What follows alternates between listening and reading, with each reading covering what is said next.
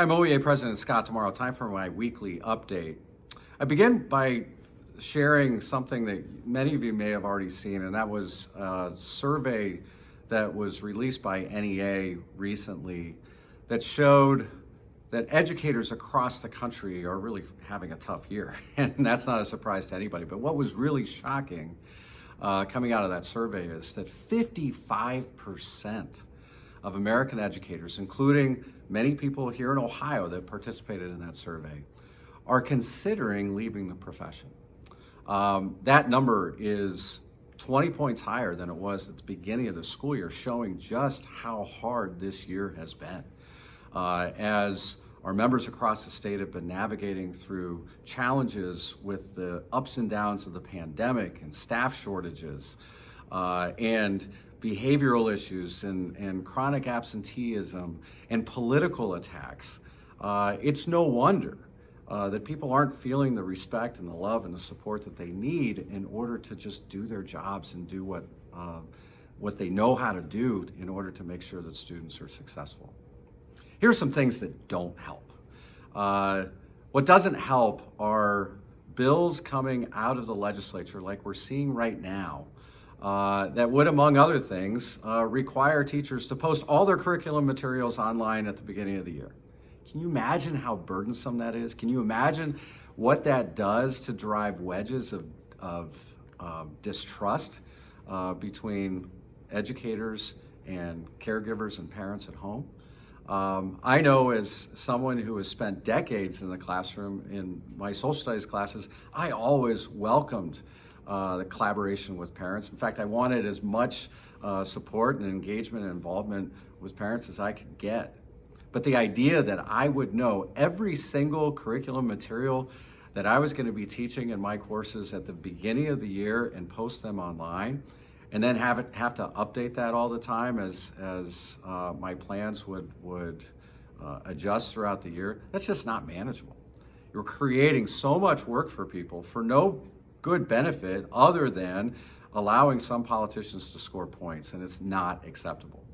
What else doesn't help is bills like House Bill 327 that would censor the teaching of our educators across the state and make it hard for them to give their students an honest and truthful education that they need and deserve in order to be successful in life and in order to strengthen our country. What doesn't help are bills like House Bill 290, which would convert our school funding system to what's called a backpack program, a universal voucher system that would divert over $1.5 billion from students in our public schools to private schools. It's a straight up government giveaway to people who already choose to send their kids to private schools. Unacceptable. Here's what we do need. What we do need is a fair school funding plan, once and for all. And we need no more half measures. We need the legislature, and we need people elected to office who are going to be committed to making sure that every single student in this state, regardless of their race or class or background, has what they need to be successful.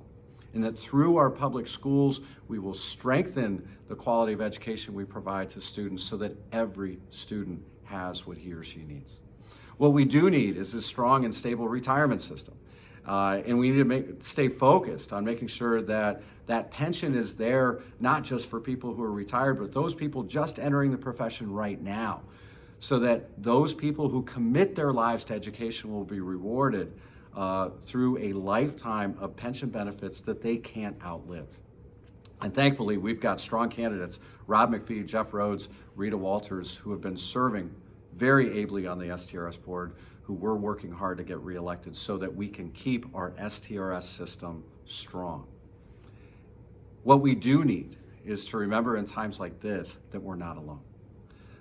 We need to lift each other up, because sometimes it feels like those on the outside aren't paying attention. We need to understand that we went into our professions, whether as classroom teachers or bus drivers or school secretaries or psychologists or counselors or whatever role we play, pre-K through higher ed, to serve students, because we care about the success of students. And together we're going to keep fighting. And we're going to resist all these ridiculous pieces of legislation. We're going to make sure that we stand strong together to make sure that our students get what they need, our educators, our fellow members get the respect and support that they deserve. Thank you for everything that you do during these difficult times. Stay strong. We're going to get through this together.